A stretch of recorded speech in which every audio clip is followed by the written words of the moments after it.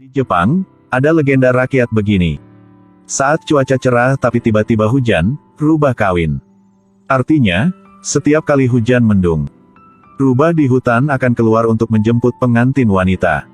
Tetapi jika orang melihat mereka menikah, mereka akan melakukan dosa asusila yang besar, yang membawa bencana bagi seluruh keluarganya. Hari ini, tiba-tiba hujan. Sang ibu menyuruh anaknya untuk tidak pergi ke hutan, karena rubah akan mengadakan pernikahan dalam cuaca seperti ini. Jika mereka dilihat oleh kamu, mereka akan sangat marah. Namun, anak itu menolak untuk mendengarkan ibunya. Di bawah dorongan rasa ingin tahu yang kuat, Hiroshi berlari ke hutan sendirian. Awalnya, selain suara hujan, tidak ada yang aneh di sini. Namun saat bocah itu terus masuk lebih dalam ke hutan, sesuatu yang aneh terjadi. Tiba-tiba ada asap tebal di depan. Dari asap itu terdengar suara seruling. Dia buru-buru bersembunyi di balik pohon tua, diam-diam mengamati. Dia hanya melihat iring-iringan pengantin perlahan-lahan berjalan keluar dari sana. Mereka semua bertubuh manusia, berwajah rubah, berpakaian indah.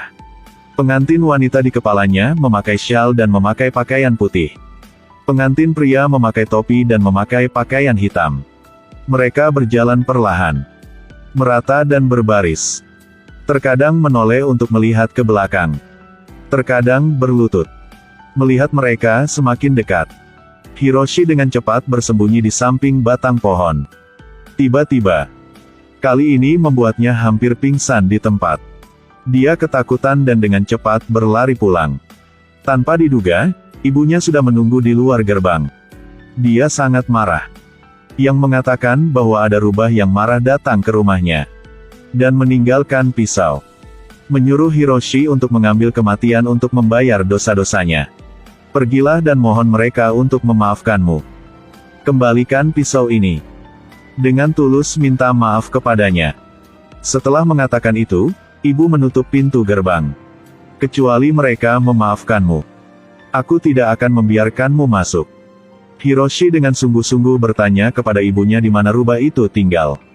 Dia mengatakan kepadanya bahwa rubah itu tinggal di kaki pelangi. Bocah itu mengambil pisau dan naik gunung. Berhenti di depan pelangi raksasa. Dia ragu-ragu untuk waktu yang lama. Akhirnya mengambil langkah mantap menuju arah pelangi. Ini adalah mimpi masa kecil. Karya master sinema dunia Akira Kurosawa. Implikasi film ini cukup kabur. Ada yang mengatakan itu menasihati kita harus menghormati segala sesuatu di dunia. Ada yang mengatakan itu menceritakan perjalanan tumbuh dewasa anak itu. Apa yang kamu pikirkan? Pasukan mayat hidup keluar dari terowongan. Mereka berada di depan Garuda, yang adalah kepala pejabat di masa hidup mereka. Ketika dia bertemu bawahannya lagi, Garuda patah hati. Hari ini adalah hari dia kembali dari pertempuran. Tetapi ketika dia melewati terowongan, seekor anjing dengan bom di atasnya berlari keluar dari terowongan, yang terus menggonggong padanya, sepertinya mengatakan sesuatu. Garuda yang ketakutan masuk jauh ke dalam. Terowongan itu sangat sunyi sehingga menakutkan. Garuda terus memutar kepalanya. Dia selalu merasakan sesuatu di belakangnya. Saat dikeluar dari sana, hari sudah gelap. Tiba-tiba dia mendengar langkah kaki datang. Seorang prajurit berwajah hijau, yang berjalan perlahan keluar dari terowongan. Garuda melihatnya dan menyadari bahwa ini adalah bawahannya yang tewas dalam pertempuran. Komandan, apakah aku benar-benar mati? Prajurit itu tidak percaya dia sudah mati. Dia masih ingat dengan jelas bahwa harus pulang untuk makan makanan yang telah disiapkan ibunya dengan susah payah. Itu adalah mimpi. Adalah mimpi ketika kamu dalam keadaan koma. Kamu sudah meninggal. Dia masih tidak menerima kebenarannya. Dia berjalan ke sisi jalan, menunjuk ke tempat yang terang di bawah gunung. Mengatakan bahwa itu rumahku. Orang tua aku masih menunggu aku pulang. Garuda berjalan perlahan ke arahnya. Maaf. Tapi kau sudah mati. Sudah mati, kau berbaring di pelukanku. Mengambil napas terakhirmu. Prajurit yang tak berdaya, hanya bisa menerima kenyataan ini. Dia melihat ke arah rumahnya untuk terakhir kalinya. Lalu perlahan-lahan berjalan ke terowongan yang gelap. Tapi tepat pada saat ini, di dalamnya tiba-tiba terdengar suara langkah kaki yang menggetarkan bumi. Sekelompok mayat berjalan dengan mantap keluar dari terowongan. Berhenti, berdiri. Batalion 3 melapor ke komando. Tidak ada yang mati. Melihat tentara yang berdiri di depan matanya, Garuda itu menyayat hati. Aku mengerti bagaimana perasaan kalian. Tetapi, semua peleton ketiga sudah mati. Dia menyatakan permintaan maafnya karena dia masih hidup. Tetapi sebagai tahanan, dia juga memiliki hari-hari yang hidup tidak sebaik kematian. Tentu saja aku bisa menyalahkan semua kesalahan pada pertempuran bodoh ini. Tapi aku tidak bisa lakukan begitu. Kecerobohan aku tidak bisa dimaafkan. Mereka bilang setiap orang harus berkorban untuk negara. Tapi itu tidak adil untuk kalian. Namun, tidak ada gunanya kembali ke dunia seperti ini. Aku mohon semua, kembali dan beristirahat. Para prajurit tidak menjawab. Yang masih berdiri dengan khusyuk di tempat. Garuda hanya bisa memberi mereka perintah. Peleton ketiga. Di belakang, berputar.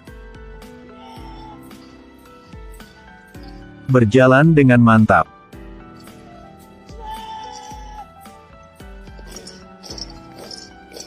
Melihat mereka pergi, Garuda tidak bisa tenang untuk waktu yang lama.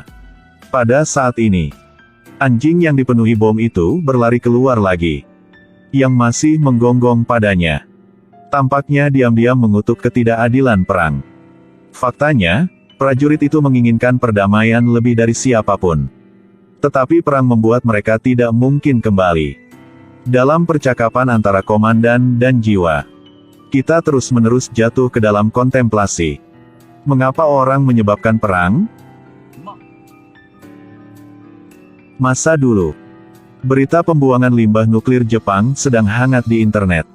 Sebenarnya 31 tahun yang lalu, sutradara Akira Kurosawa sudah meramalkan adegan apokaliptik setelah polusi nuklir. Dia bahkan memfilmkannya menjadi sebuah film. Hari ini kita akan menonton, melihat bagaimana dunia setelah teror polusi nuklir. Hari ini, Gunung Fuji yang telah diam selama ratusan tahun, sekarang sudah meletus. Yang lebih serius adalah, letusan gunung berapi menyebabkan pembangkit nuklir di dekatnya meledak. Sejumlah besar emisi polutan dilepaskan.